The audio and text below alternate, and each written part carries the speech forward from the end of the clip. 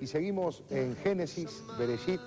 Ahora sí, le tengo que presentar la primera parte del informe sobre el Bar Mitzvah. Bar Mitzvah, hijo de la Mitzvah, hijo del precepto.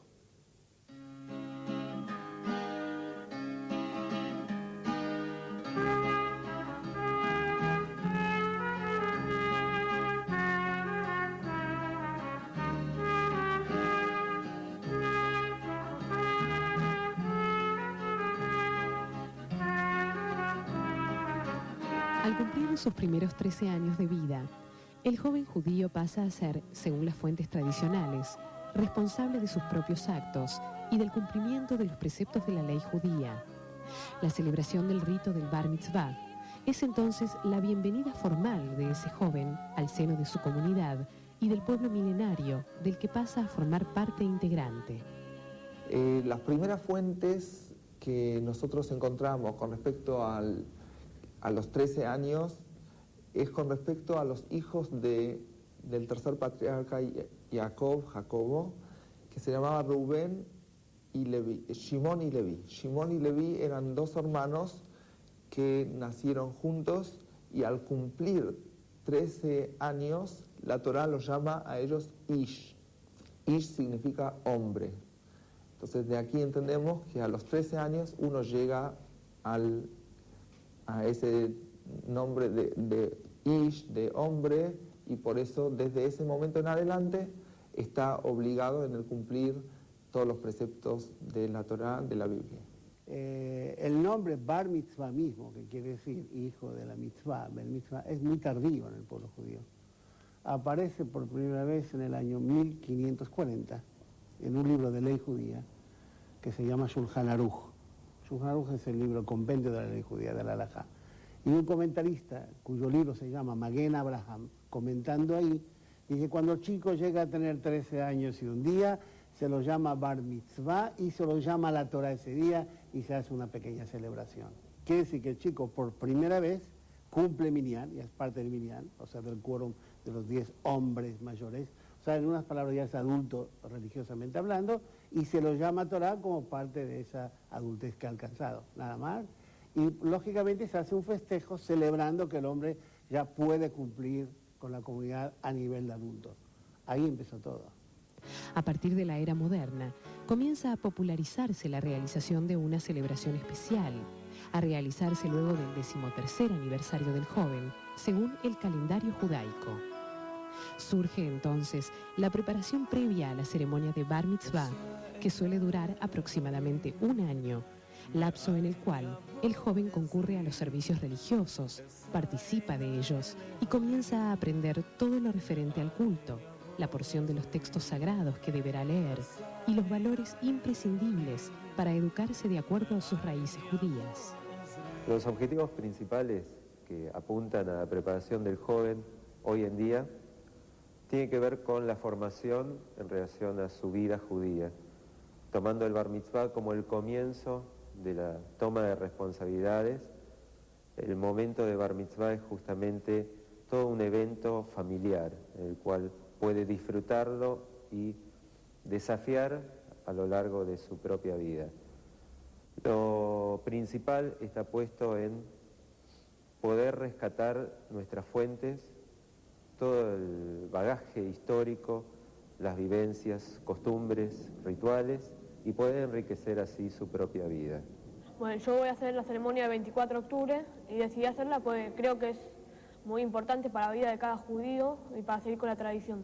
Aprendimos sobre las fiestas y me interesó mucho porque nos enseñaron cosas que no sabíamos y parece muy importante. Al principio no le di casi bolilla, pero me terminó gustando. Creo que antes del Bar Mitzvah uno no es tan maduro como después y después asume responsabilidades que no tenía antes. La celebración en sí, que dura 3 días, suele empezar los días lunes o jueves. En ese día, el joven Bar Mitzvah es llamado por primera vez y públicamente a leer los rollos de la Torá, el Pentateuco hebreo.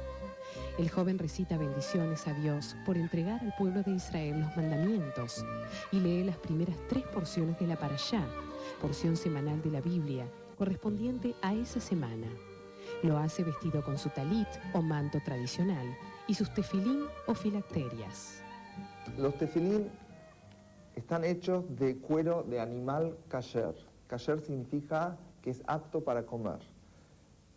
Desde el momento que lo preparan desde el animal, es un proceso muy largo y hay lugares especiales que se dedican a trabajar esos cueros hasta hacerlo cuero duro para que sea un tefilín apto para usarlo. Estas cajitas, que son de cuero, de animal kasher, contienen dentro de ellas unos rollos. Esos rollos, ahí está mencionado algunos versículos de la Biblia donde habla sobre el tema de los tefilín en la Torá. Por ejemplo, está mencionado en los versículos de Shema Israel, Hashem Elokeinu, Hashem Echad, oye Israel, Dios nuestro, Dios es uno. Es decir, que tenemos mencionado cosas de la fe, que la fe nuestra es la fe de todos, que tenemos que creer en Dios, y el precepto de la Torá es tener esos rollos sobre el brazo y sobre la cabeza. En el brazo izquierdo, frente al corazón y sobre nuestro cerebro. Simbólicamente, esas son las dos fuerzas que nos manejan. Es el intelecto y el impulso y la emoción. Si el hombre queda librado totalmente a sus impulsos, ¿qué tipo de persona sería? Tendríamos dificultades. O a sus emociones, nada más. Está muy bien, la emoción hay que desarrollarla, pero librado solamente a reacciones emotivas, podemos tener alguna dificultad. Por otra parte, si el hombre es solo una máquina de pensar, un cerebro frío, intelectual, por supuesto, pero sin ningún tipo de emoción, podemos tener un hombre robot, un hombre máquina. Entonces, se trata de combinar esas dos fuerzas. ¿Y el desafío cuál es? Reaccionar emocionalmente cuando corresponde e intelectualmente cuando corresponde y no cruzar los cables. Tenemos distintos tamaños del talit. Este es un talit grande que puede abarcar a una familia entera. La forma de ponerse el talit es de esta manera, pero lo principal son los hilos, son los flecos que tenemos en las 4 puntas, 8 de cada punta, en total son 32. La palabra lev significa en hebreo corazón y suma 32. Eso nos indica a nosotros que todo lo que nosotros obramos, los preceptos que cumplimos, lo tenemos que hacer con mucho sentimiento y mucho corazón. Y eso es lo que tratamos de inculcar al bar mitzvah, que sienta que no es una costumbre, un rito, sino es un modo de vida y lo tiene que hacer con mucho sentimiento. El día viernes por la noche es costumbre celebrar el Kabbalat Shabbat, la recepción del día sábado, en el cual el niño canta oraciones tradicionales, salmos de alabanza a Dios y bendiciones hacia el Creador del universo.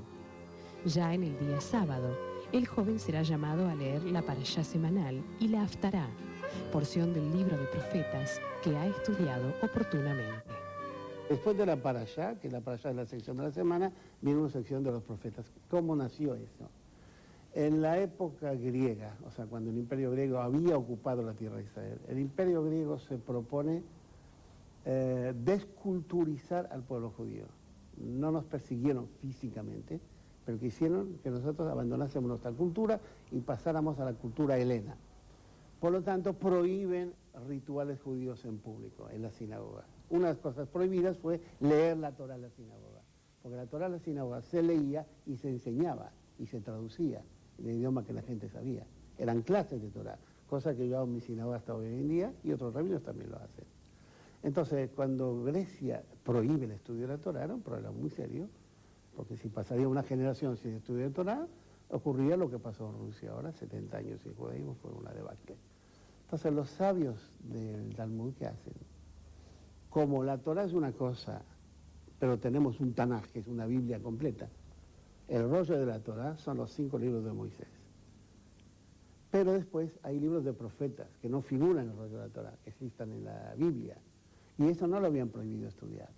Entonces los sabios del Talmud eligieron pasajes de los profetas que tenían alguna similitud con la sección de la Torá que salía esta semana. Pudimos mantener la memoria de la Torá durante toda la prohibición que fue años. Eso desapareció. Los griegos se fueron, nosotros nos quedamos, volvimos a leer la Torá, pero ya efectivamente dejamos la Haftará. Y Haftará quiere decir en hebreo complementación.